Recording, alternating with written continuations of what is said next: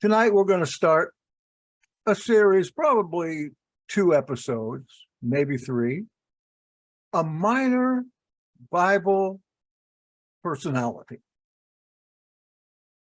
that led a most complicated secular life. Now, that Bible personality is a man called Epaphroditus.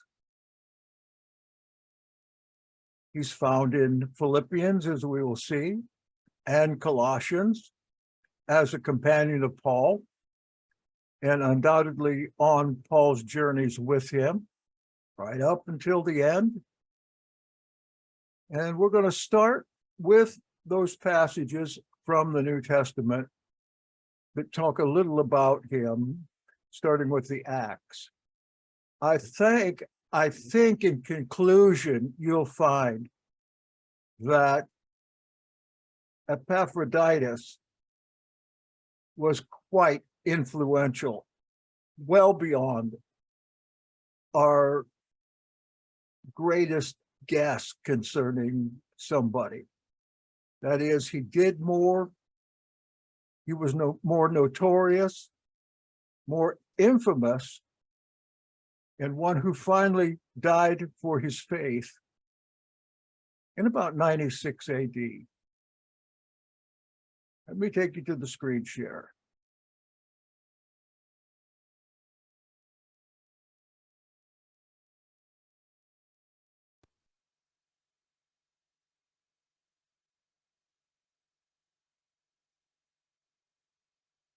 And we start out in Acts chapter 16. Right at the beginning, Paul came to Derbe. Paul came to Derbe and then to Lystra, where a disciple named Timothy lived, whose mother was Jewish and a believer, but whose father was a Greek. You who know, what did that make Timothy? Jewish or pagan? Hebrew or Greek? I've heard that Judaism extends through the mother rather than the father, but we see in the Bible that Hebrewism extends through the father most of the time in the genealogies. I don't know. The believers at Lystra and Iconium spoke well of him. Paul wanted to take him along on the journey. So he circumcised him because of the Jews who lived in that area, for they all knew that his father was a Greek. I'll take a little geographical tour there. Down here, where we're at, we're on the subcontinent of Anatolia, today's Turkey. Turkey, after the Muslims came, but this was before, so we don't find anyone but pagans here, and now enclaves of Pauline Christianity. On this hump, we find Lystra, Iconium, and Derbe. And I'm supposing that this dotted line here is his journeying. You can see he came through Tarsus, through a mountain pass, and onto these little towns.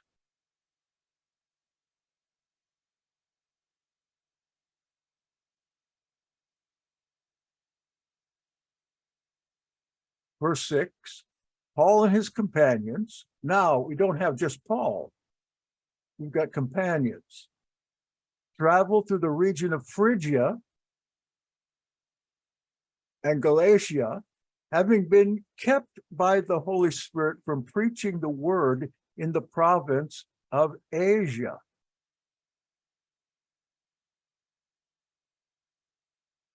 Again, we're in the same area.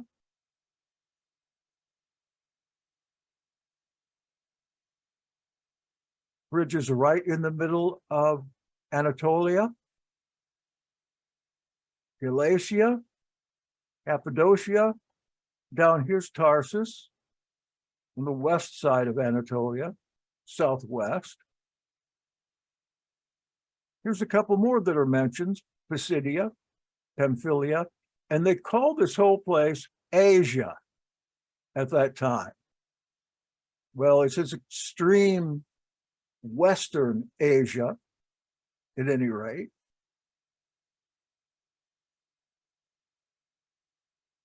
So we're moving. And in verse 11 of Acts 16, we have the famous beginning, I should say the beginning of the famous we document.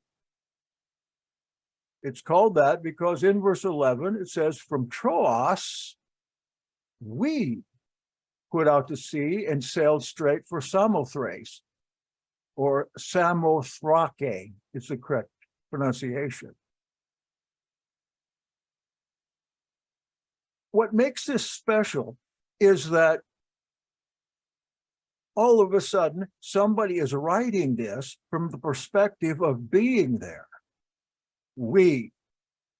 And why this chapter and all through the rest of Acts is set out from the rest.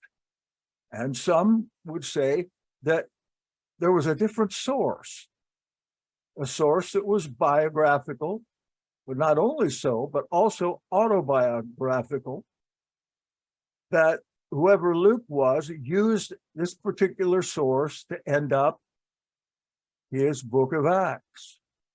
So the we document, or the we passages. And we can see here, after Samothrake, the next day we went on to Neapolis. So Samothrake is an island place here. Neapolis is a port. You can see where we're going with that. We're moving west across the sea.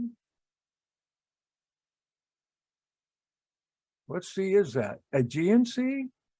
Yes, it is, the Aegean Sea, toward Greece.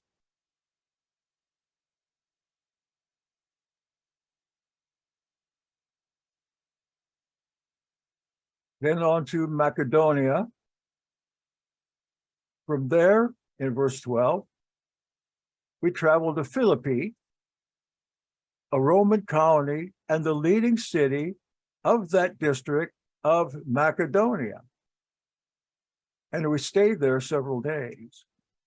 Of course, Macedonia is the origination of Alexander the Great and his father, Philip, whom he never knew. And that's where we get the names of Philippi and the origination of Alexander. Now we're across the Aegean. We're on the east side of the country called Macedonia. In fact, it's been called Greece for a long time, but just recently, I'd say in the last 10 or 15 years, Macedonia has become, once again, free of Greece. So from that port city that we talked about in the last slide, we go to Philippi.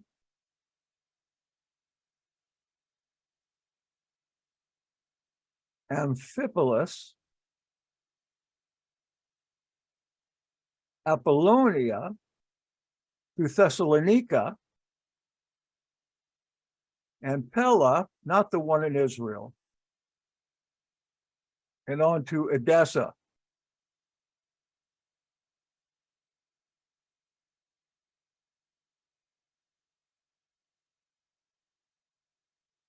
So here's where we start encountering Epaphroditus. Preceding the trip to Philippi, Paul had sent the following letter. We're going to Philippians now, chapter 2, and starting at verse 19, where Paul writes, I hope in the Master Yeshua to send Timothy to you soon, that I may also be cheered when I receive news about you. For I have no one else like him who will show genuine concern for your welfare. My internet's unstable, it says, so I'm going to wait for that to end. Okay, we're back. And then we skip to 23. I hope, therefore, to send him as soon as I see how things go with me. And I'm confident in the Master that I myself will come soon. And in the map before, we see that he was almost there by this time. This is a letter of Paul's intention. So we've got Timothy again, and finally he admits that he himself will be coming, and soon. And he continues in verse 25, but I think it's necessary to send back to you Epaphroditus. And that's the subject of our essay today, who Paul calls my brother, co-worker, fellow soldier, who is also your messenger, whom you sent to take care of my needs. Paul and Timothy plan to travel back to Philippi, to get that right. For he longs for all of you, you Philippian people, and is distressed because you heard he was ill. Indeed, he was ill and almost died. But Eloah had mercy on him, and not on him only, but also on me, to spare me sorrow upon sorrow. So Epaphroditus and Paul are pretty close. They're travel companions after all. He's got to send Epaphroditus to recover from his sickness. And so he says in 28, therefore, I'm all the more eager to send him so that when you see him again, he's been there before, you may be glad and I may have less anxiety. So then, welcome him in the Master with great joy and honor people like him, because he almost died for the work of Messiah. He risked his life to make up for the help you yourselves could not give me. That's a little bit of a backslap right there. So it looks to me like Epaphroditus got really sick somewhere, had to lay out for a while, and being sent to recover back to Philippi to take up the journey again.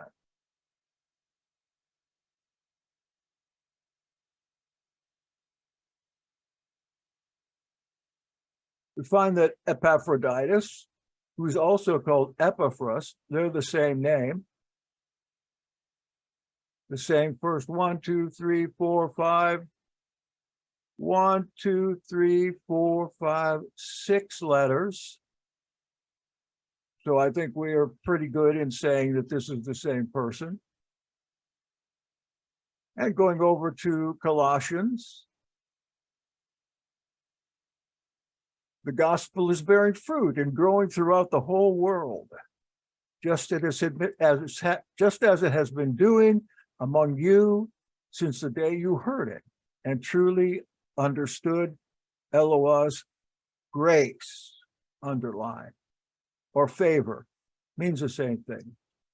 You learned it from Epaphras, our dear fellow servant, who's a faithful minister of Messiah on our behalf, and who also told us of your love in the Spirit. So you see, Paul wasn't the only evangelist going about. And I could almost see a number of part-time evangelists. After all, they had to keep making a living somehow. They had to keep sowing into that ministry. Like in Europe, during 2 centuries ago, all the farmers would come home from their having to bear the burden of being mercenaries for whoever their king or prince was. They had to come home in the winter months, in the summer months, in order to keep the farm going. And then when it got cold, after the harvest time, they would be forced to go back into the local army and be sent somewhere. In Germany, some of the local armies were sent here to the United States during the Revolution. That's where a lot of the Germans in this country came from. They came to fight for the British. And here they stayed. They liked it so much, or maybe they just couldn't afford to get home. So Epaphras, or Epaphroditus, was the messenger, the angel to Colossae. And here we are. I'm thinking we're back out of the Aegean again, and we're over here in Anatolia. You can see this is some of John's area in the time after Paul. John became the bishop of this entire area. Here's Colossae, Ephesus, Tralia, Magnesia, Priene, Miletus, the 7 churches, Smyrna, Sardis, etc. Paul's gone, John's in, at least the way we understand it. And once again, take a look at where we are.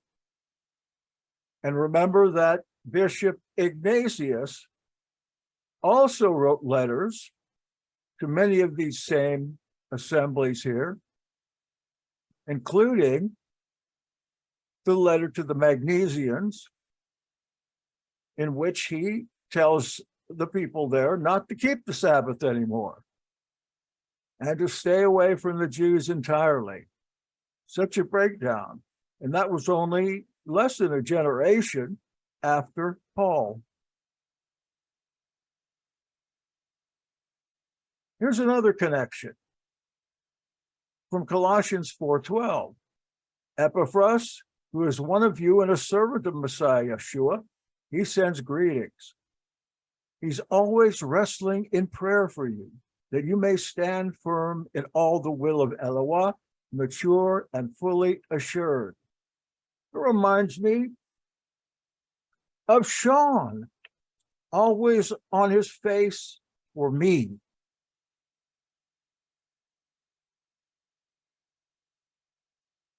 It is a wonderful joy to know that someone is praying for you. How many of you were delivered over to Christianity by, say, an ancient aunt, maybe even before you were born, praying for you, praying you out of the world and into the kingdom? I venture to say that some of you are, or have been. I vouch for him, says Paul, that he is working hard for you and for those at Laodicea and Hierapolis. Our dear friend Luke, I've underlined his name, the doctor, and Demas send greetings. So what we have here in this pericope is pairing up. We've got Epaphras and we've got Luke in the same paragraph or pericope. Finally, this man is also mentioned in the letter to Philemon. And Philemon is in Colossae, in the province of Phrygia, Roman province. And we look at Philemon, just simply has one chapter. We look at verse 23. Epaphras, my fellow prisoner in Messiah Yeshua, sends you greetings.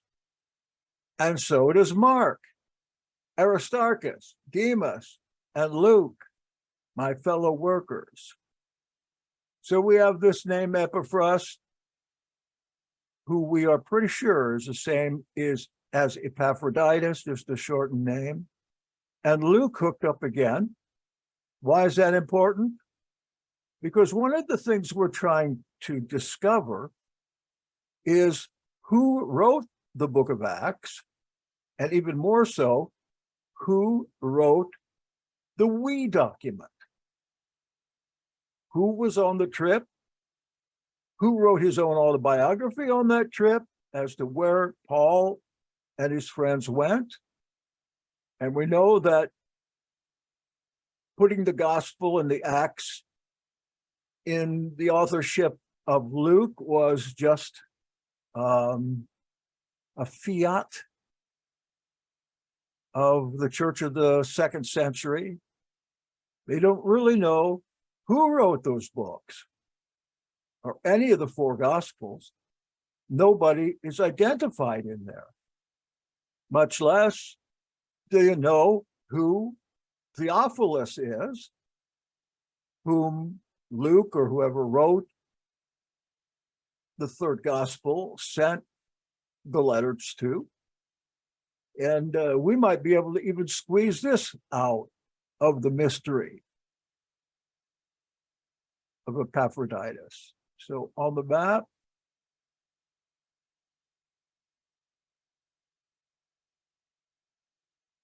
same old place. Here's Phrygia, Galatia, though they're not sure where Galatia is yet. Others think that it's in France. Could be. Paul went to Britain. If he did go to Britain, then he came back by the continent rather than by the sea. And he would have certainly gone through Gaul, because you had to go through Gaul to get back down to Rome on the continent. That would be another good study for us to do, Paul in Britain. There's a lot there that we could use. Here's a couple of the other cities, Pisidia, Pamphylia, and we've got a red road going up to a purple road. You remember Pontus in Asia, Bithynia, Mysia.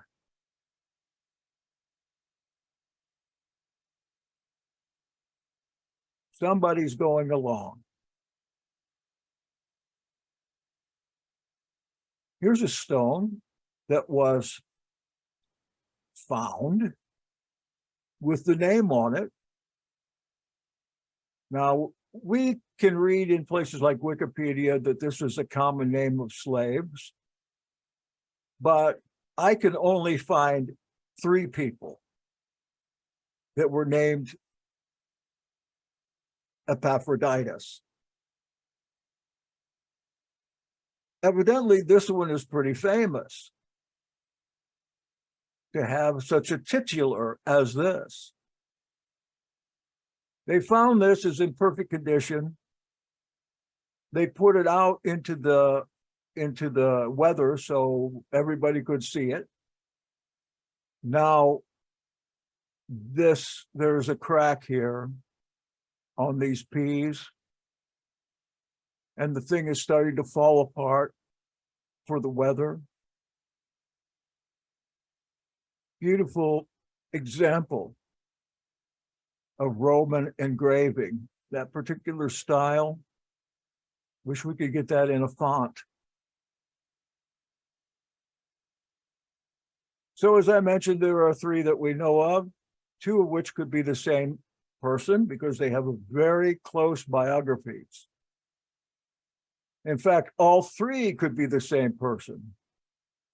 There's Epaphroditus of the council, a Roman citizen, and we'll primarily follow his life. It's Epaphroditus of Caronea, whose life is a mirror image of the first. I believe they're the same person.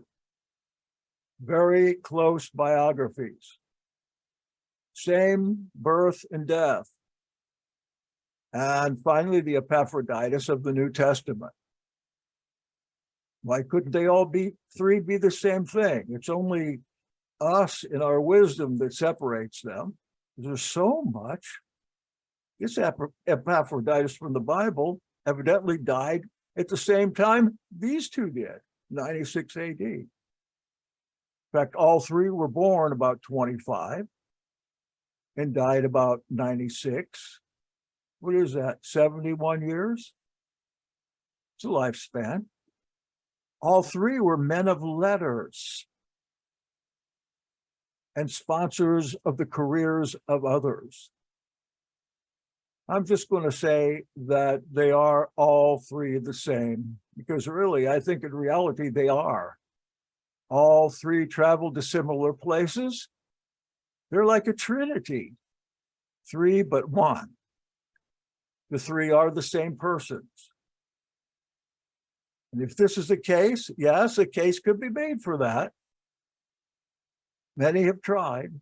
Then our biblical Epaphroditus is a very famous person of the court of at least 5 emperors, a convert, and possibly even the author of the We document. This is interesting. We haven't looked at him too much before because Epaphroditus is in the foreword or the preface to all of Josephus' works. They're dedicated to Epaphroditus, this very same one. There's another linkage, which I would hope to get to next time. Epaphroditus and Josephus, very good friends. Remember Josephus fled Israel for Alexandria, Egypt. Then he went up to Rome to claim his inheritance with the Flavians. He was adopted a son of Vespasian, the Flavian emperor, who began his work as the emperor about 70 AD. Even during the siege of Jerusalem that his son Titus was commencing. Epaphroditus stayed for 5 emperors. Then something happened. Full name? We can learn something from this. This took a lot of research. Let me tell you, there's not much on there about this. Titus, Claudius, Epaphroditus, Augusti, Libertus. Now, if we break it down a little bit, we can assume that he was a slave to the Emperor Claudius. Claudius is in his name. Slaves and ex-slaves took the name of their masters often. Claudius reigned 41 through 54. This is prime area for the spread of the gospel. 54, and that area within a couple of years is given to Paul's letters to the Corinthians, Romans. And this Epaphroditus, as a freeman, Augusti Libertus, set free by Claudius, was surely some kind of literary agent, because he supported Josephus with money, and he supported a Greek philosopher too, Epictetus, with money. So this Epaphroditus, evidently getting close to the top and being freed by Claudius, got some money from that means. And all emperors after Octavius, let's see, Octavius died in 14 AD and was the longest lived emperor at 30-some years. Octavius, who was called Augustus, were known as Augusti, which means respected and impressive. We still use the word the August so-and-so. Libertus means at liberty or free. So there we go. Claudius set him free, must have done something great. Maybe he bought himself free. during the entirety of Claudius' reign, Paul was traveling. The dates match up perfectly for the freedmen to travel with him. That is to say, have you not heard of somebody deeply involved in business or government that takes some time off to go work in a mission someplace? Being from a missionary family, I have met many of those kind of people. They take 2 weeks, they take a summer off, or they take certain years off to go on the mission field or to travel. And quite often, to take up a place in a mission field where they can just paint or sit around or go sailing or lay on the beach. Some of them. Paul says that Epaphroditus was left someplace, I'm not sure where, for asthenia. In our Bibles say sick, but actually, literally, that word says that he became weak, or better, not strong, because the word asthenia, here's the Greek, means strong. And the A at the beginning of it means not. So it would be not strong, or the opposite, weak. He was weak. Don't a lot of people get weak when they take sea voyages? Absolutely they do. Sometimes they just plain get sick.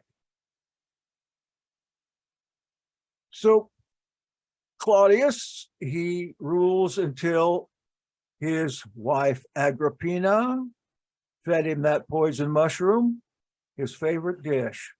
I mean, not poison, but unpoisoned mushrooms. Agrippina was, of course, Caligula's sister and Claudius's niece. So here we have niece marriage, spoken of so much in the Dead Sea Scrolls.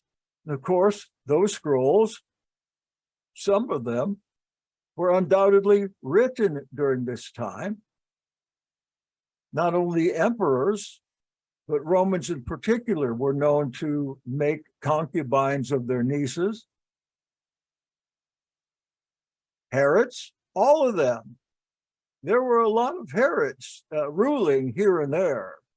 A lot here in the east, that is to say Syria, what we call Syria today, Lebanon, Israel. They all had a niece to wife or as a concubine.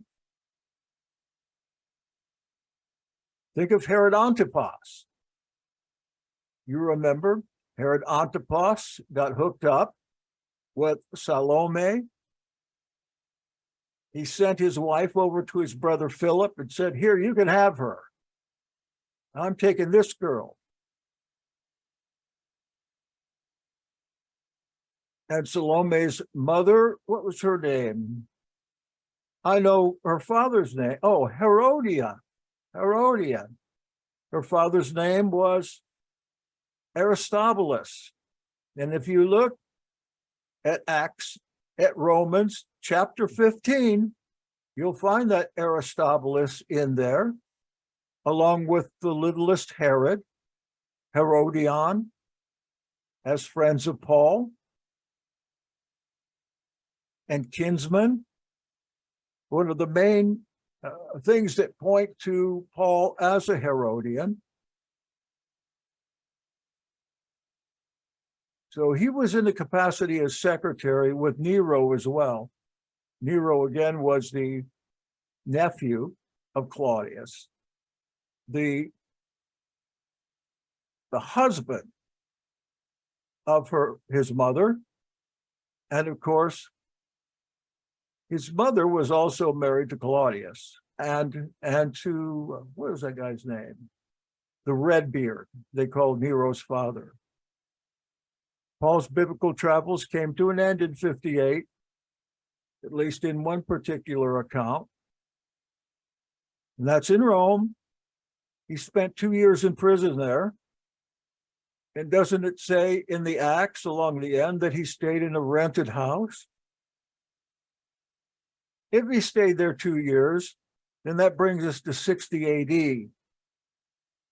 And that was the time that he supposedly left Rome and went to Britain by way of Spain. And yes, I do believe that he went to Britain. Too much left behind in Britain. Paul is friends with Brits, including Druids. There were a lot of senators in Britain that were there during the war. Claudius started a war with Britain to take over.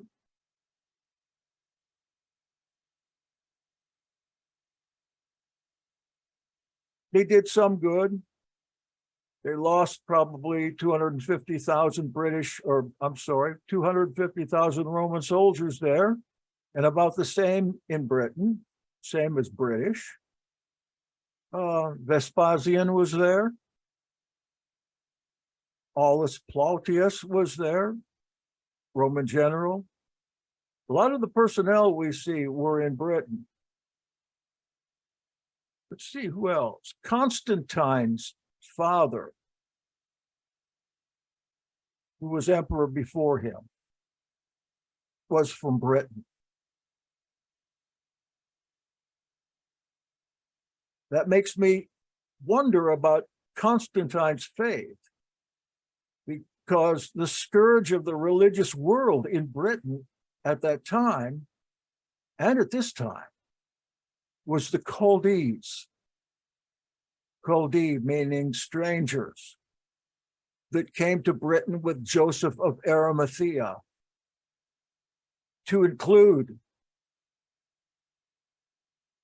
Simon the Zealot, also known as Simon Bar Cleopas. And in legend, Mary, the mother of Yahshua, was there as well. And there's still the ruins of a church given over to the name of Mary in Glastonbury.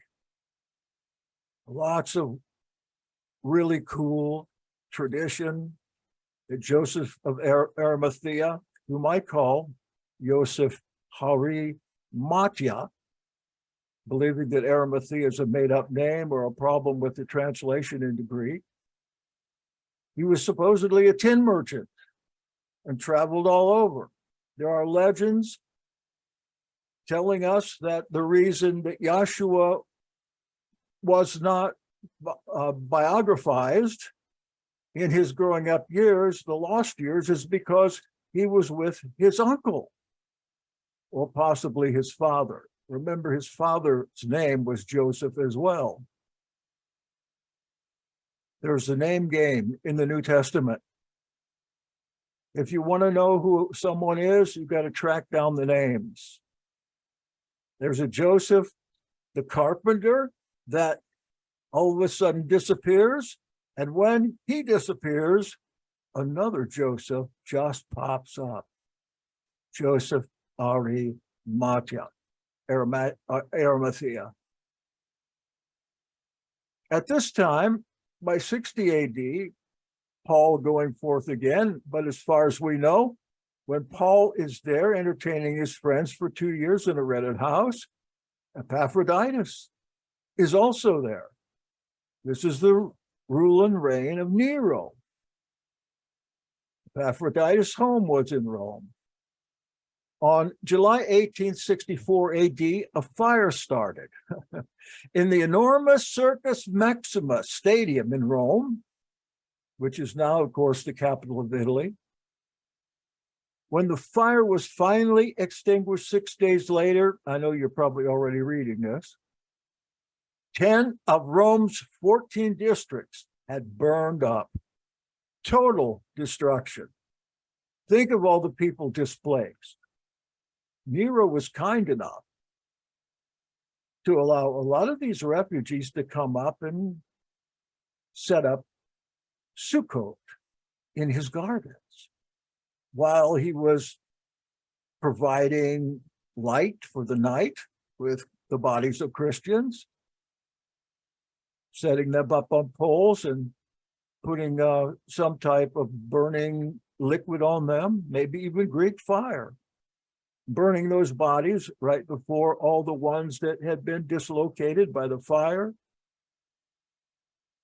Understand that I think with one match, you could burn down all of Rome. This was also prophesied. Go back and look again to Revelation 18. We have the whore of Babylon in the city of the whore. Actually, the whore is both Rome and Jerusalem. Both of them burned up. But Rome in 64 AD. Ancient historians blamed Rome's infamous emperor Nero for the fire. This is where Nero fiddled while Rome burned, but he didn't really fiddle. He played the lyre from the top of the palace, watching the beautiful conflagration and thinking about his new city, Neropolis, that he was going to put over all that was burned with its great golden dome that he imagined. And he's happy. In fact, he's singing a song of his own composition called The Destruction of Troy. I don't think that we still have that song these days, but there are a few songs that Nero might have written. That's what he was most famous for as a performer, especially in Greece. Nero would take lots of time off from being the emperor to go over to Greece and travel there and enter the contests of singers and actors. That's what he liked to do best. In fact, when the one in Josephus called Saulus is sent by King Agrippa as a messenger to Nero, he's in Greece at that time, competing in contests. Is Saulus and Paul the same? I'm not sure, but it seems like it. The act of the fire starter, who was probably Ophonius Tigellinus, he was the prefect of the Praetorian Guard. He undoubtedly got to hear every day Nero talk about Neropolis. And so I'm going to venture to guess that Tigellinus was instructed by Nero to burn down Rome because it stunk so bad, especially in the summertime. So it can be replaced with something much better that the people like better, but that Nero would have a city named after him for all eternity. Neropolis. Neropolis is Greek meaning city. We're going to 68 now. When the people caught on to Nero's scheme, look, this is 2 years later. Nero blamed the Christians for burning Rome. And he got away with it for 2 years. Understand that Christians now and Christians then were quite different. They called them in Rome Christians with an E instead of an I. Of course, you know that Christ is a Greek word. It means Messiah. It bothers me even to say it or to place Christ beside the name Yahshua. Why did they not translate that? They translated everything else in English, but they didn't rightly transliterate his name or his rank as Messiah. So the masses stormed the palace.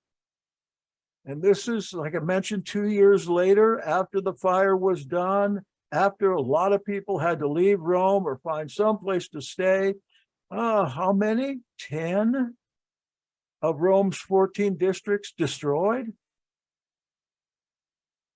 What you see in Rome now was not destroyed, with the exception of the Colosseum, which, as you know, came a few years later during the time that Vespasian was the emperor.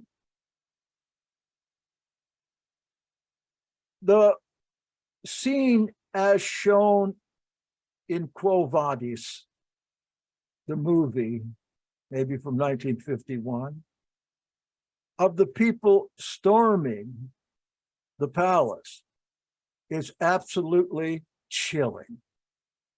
Most of that movie is for realism.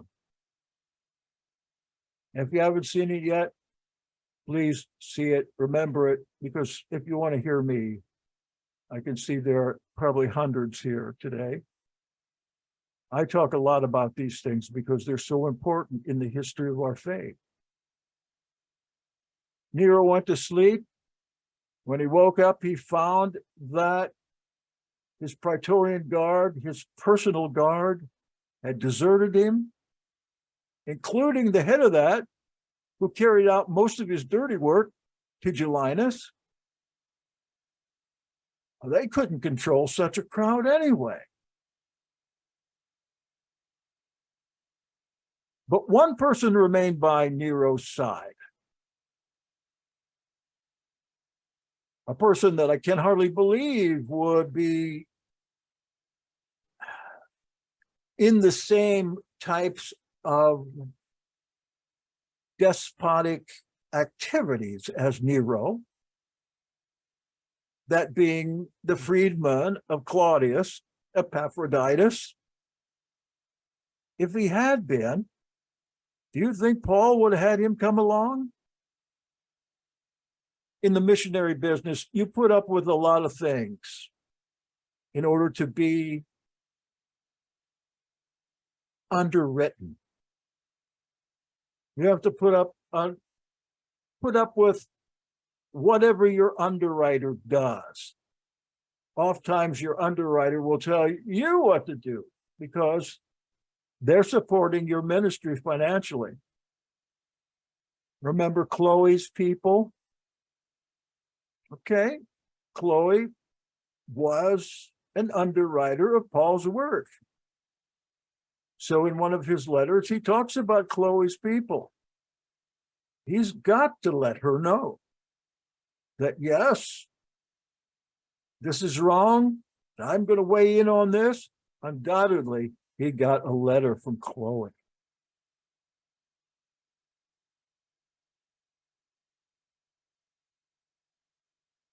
And her people?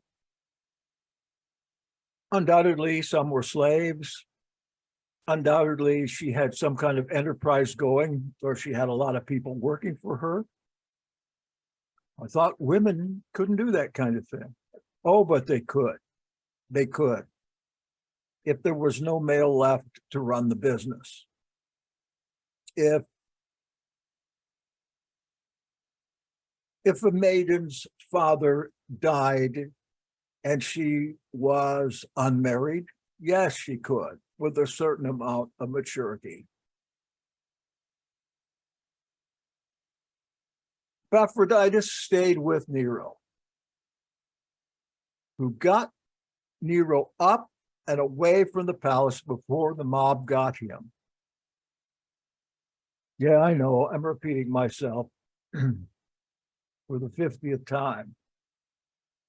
And that's how we get now to 68 AD, the year Peter and Paul were supposedly executed as part of the extermination of Christians in the Roman Empire, and especially in Rome, for burning it down. That is the main reason why the Neronic persecution, in the Bible it's called the Great Tribulation, came to pass.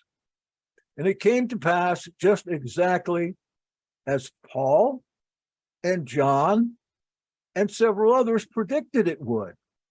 Very quickly, immediately. I want to end up here with a short essay.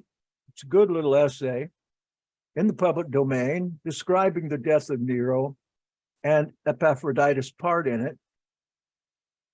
And then we'll end up for tonight. And next time, I want to go into who Epaphroditus is in the realm of the kingdom. Because I've gone through the story here pretty much, but I haven't picked the goodies off of it for you yet. We'll do that next time. The essay is by Natasha Sheldon.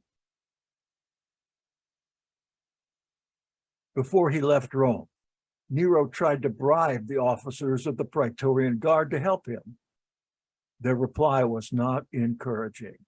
Is it so terrible a thing to die? One reputedly asked the emperor. Following this rejection, the desperate Nero considered his options. One was to flee to Parthia. That was the enemy, the empire of the enemy. While another was to wait and throw himself on the mercy of the advancing Galba. Galba was a general from Spain, an old man, bringing troops to Rome from Spain to take over the government. Nero was proclaimed a public enemy, and so they had to have somebody else come in. Here comes Galba, I think he's 70 years old at this time, marching across Spain to Rome. Nero toyed with the idea of publicly petitioning the Roman people for the prefecture of Egypt. Oh, just let me step down. Let me step down and be the president of Egypt. That's not too much to ask, is it? But he gave up the idea when he realized he was likely to be torn apart. The night of June the 8th must have passed uneasily for Nero. However, the next day was far worse. The ex-emperor awoke to discover his bodyguard had left him. So, gathering his remaining 4 servants, and then it says, one of which was a gladiator named Sporus, they made a mistake in here. Nero did marry a gladiator, a male, a great big guy, 7 foot tall, but he wasn't Sporus. Sporus was a boy, a small boy, that he married because he had kicked his wife Poppaea to death. She was very beautiful, and he found this boy that looked just like her, Sporus. Funny thing, his name means seed. Nero had him castrated, actually had a wedding in the palace to be married to Sporus and to the gladiator as well, and I can't remember his name right now. And Epaphroditus, then we're looking into, and he fled Rome barefoot and in disguise for the villa of his freedman, Phaon. All right, here's another freedman who's got his own place somewhere outside the palace. 4 miles outside.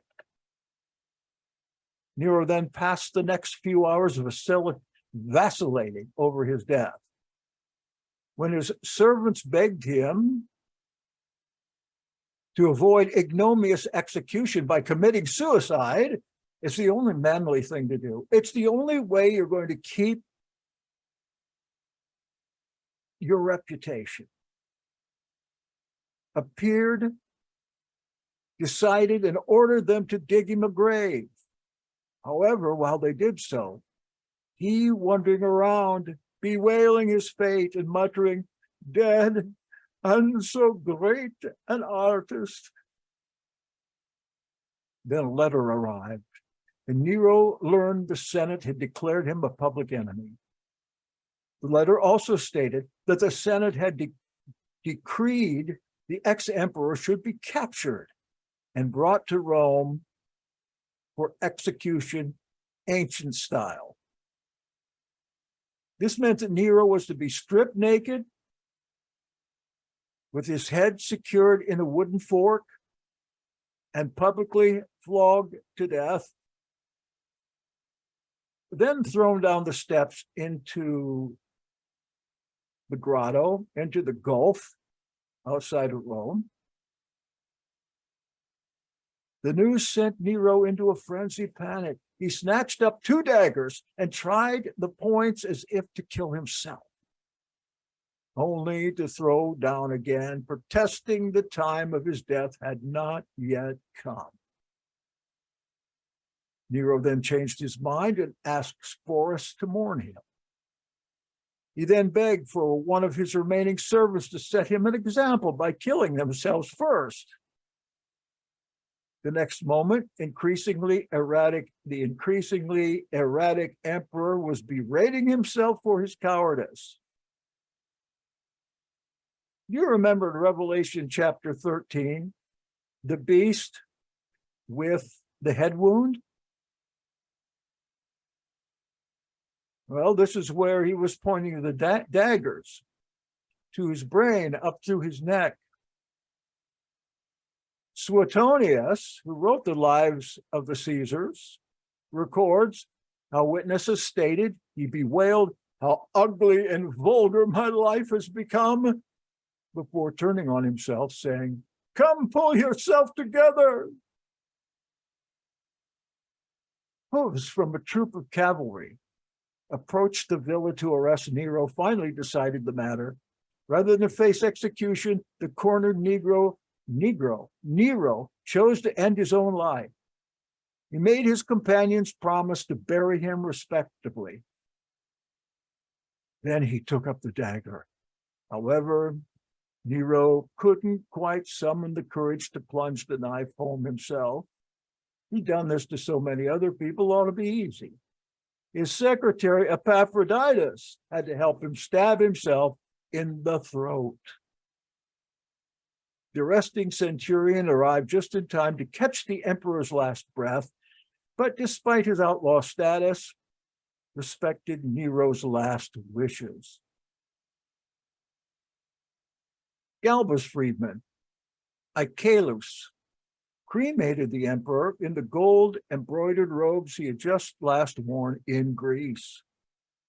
Now, if that was Paul and Josephus' solace, these are the robes that Paul would have seen Nero in during his performances.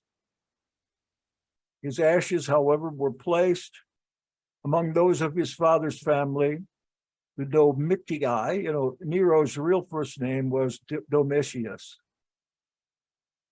same as the emperor to come 3 after him. On the Pincian Hill, rather than amongst the other Julio Claudians. He didn't get in the family tomb of the famous family, but he got into his father's tomb, Ahenobarbus, that was his name, which means something like Redbeard. After Nero's death, the citizens of Rome reputably celebrated in the street. However, some mourned. The Greeks were one group that mourned. They loved him. However, there were also some in Rome who still revered Nero. According to, again, Suetonius, you can get his little book on Amazon for about $1 or $2. It's funny. It has the dirt on all these emperors in the Claudian line. It became customary for people to lay spring and summer flowers on Nero's grave in the years after his death, and some even erected the emperor's statue on the rostra in the forum. Others continued to circulate Nero's edicts as if he was still alive, while rumors began to circulate that the emperor was not dead, but returned to confound his enemies. And what does Revelation 13 again say about the beast? About him not being dead or returning to life. He was wounded in the head, but his head healed, his wound healed. And 666 was the number of his name, which just so happens to be Kaiseros Neron, 666. No, it's not Ronald Reagan. The fact no one had seen Nero's corpse fanned the flames of these rumors, as did his private burial. The rumors were also not helped by the fact that Nero's natal chart, I guess that's an astrology chart, reputedly foretold he would lose his empire, only to recover it in the East. Hey, that's Revelation 13. However, oh, by the way, that's a Sibylline oracles. If you got the Jewish pseudepigrapha on your shelf, you'll find it in there. It's Jewish, a Jewish prophecy that he would come back, that he was of the tribe of Dan, D-A-N, the tribe that supposedly was the tribe of the Antichrist. And isn't that tribe left out of Revelation chapter 7 and the 144,000? I think so. However, whatever their initial basis, the rumor of Nero's survival didn't go away. And over the next 20 years, not one, but 3 individuals claiming to be Nero came forward and tried to take the empire. Let me get this straight. Nero goes to Phaon's little house, and there struggles with suicide. And then a cavalryman come past there looking for him. And they did what Nero asked them to do in the end. What? What if they pretended that Nero was dead? What if they came up with a bushel of ashes, said we burned him? What if the cavalry was in on the deal? After all, they were his cavalry. He was the emperor. What if Epaphroditus, Phaon, and some of the other ones rushed him to the coast, put him on a pirate ship, sent him to Parthia, or sent him to Macedonia, where he would be welcomed? That is a mystery. It's mysterious. I'm taken with this false Nero stuff. Of course, the scripture says that the head wound was healed. If that scripture is talking about Nero, the beast, and I'm sure it is, even the Sibylline oracles say that. I'm sure it is. Unless you want to try to put Revelation out in the future again, when John says, well, see, I'm going off the topic here. When John says that I come quickly. Over the next 20 years, not one, but 3 claim to be Nero. Okay? The first false Nero emerged just months after Nero's death in the place where the emperor was most loved, Greece. The false Nero gathered a group of army deserters and set sail for Italy. However, Emperor Galba, who took the impostor seriously, sent forces out to intercept and kill Nero. Evidently, Galba, who was a pretty smart guy, he only lasted as emperor for 6 months.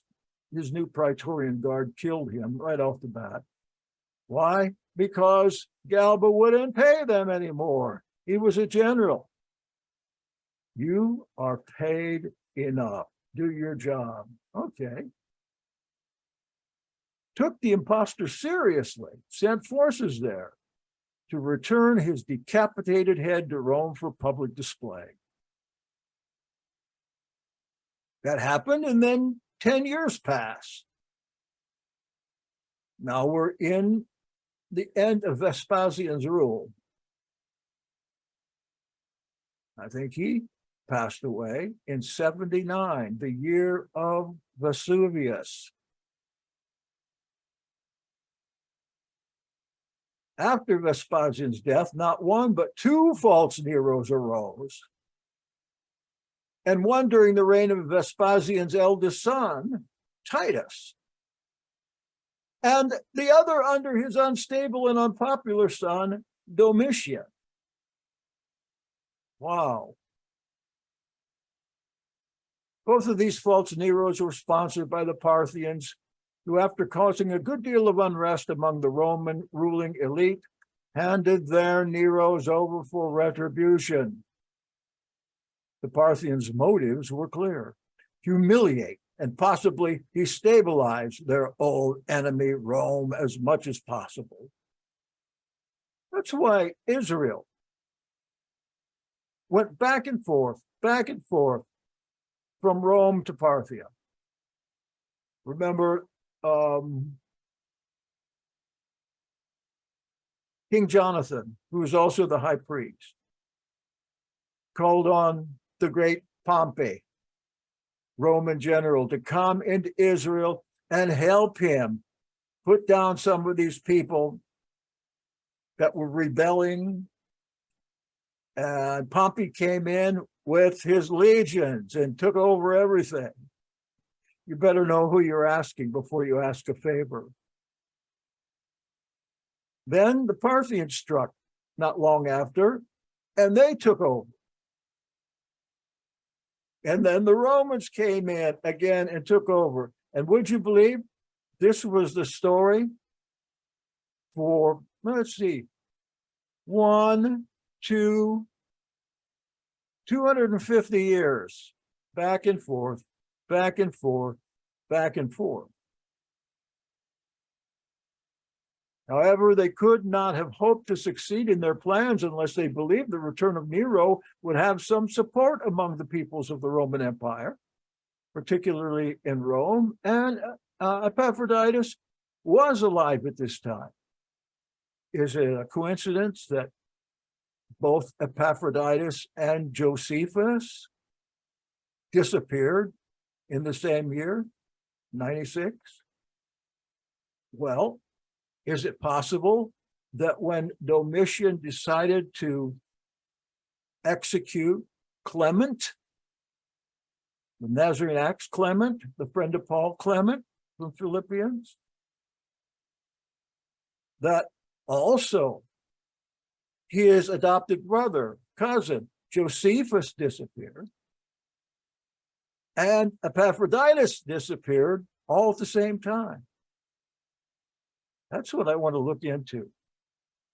Professor Edward Champlin, author of Nero, The End of a Dynasty, believes Nero was not as universally loathed as people think. He believes it was the, quote, senators and leading knights described by Tacitus that truly hated Nero. And you know what? He's probably right. Nero gave a lot of stuff to people. He did some of the same things that Duvaliers did in Haiti when they were ruling. Every once in a while, they'd drive their train of limousines down through road number 1 there in Port-au-Prince, throwing out nickels and dimes, hundreds and thousands of nickels and dimes. And when finally they quit the country because of their fear of the United States, they took the entire treasury with them. And that nation state, the oldest Black republic on this side of the earth, has been a failure ever since that happened. The plebeian poor made up 90% of the population of Rome. I added something there too, that 75% were slaves. They liked him. He freed his slaves. There were the people who had benefited from Nero's reign, who, quote, ate his banquets and joined in enthusiastically with his performances. They weren't offended by Nero's excesses or murderous tendencies, as long as their own lives saw some benefit. We kind of feel that way too. Somebody today who was over here talking about, if the government shuts down, are they going to pay my Social Security? Well, we'll find out. They may have turned on Nero at his end. But when times became tough for them, they looked upon his rule as a golden age. And so were all too willing to cling to the idea that, like King Arthur, Nero might successfully return. I think that he got away. Why is he going with his freedmen? To kill himself, maybe ostensibly. But Nero wasn't the type to kill himself. He liked to kill other people. Let's see what you look like. You, the gallery. Everybody's gone by now. Well, that's all I want to share with you tonight. The next night, I think I'm going to keep this fresh and maybe do it Thursday. So if you can't make it Thursday, you can get the recording of it Thursday. I'm not promising, because I never know when my affliction's going to raise its weathered head. So we're going to look at Epaphroditus in his own life, in his own literary life, and how there are too many coincidences that this is the man that Paul loved so much and wrote so little about. And then finally, thank you. Thank you, Gregory. Finally, next time, we're going to look at who Theophilus is. I think I got it. Of course, these mysteries, they need solutions. There's a lot of New Testament mysteries. And I wish I could find somebody that was interested in them, because I have a lot of them I'd like to discuss with somebody. Maybe you. Let me see before I go. Thank you, Bryant, Sean, Vicky, and Gregory. Yahweh bless you and keep you tonight. Hope to see you Thursday.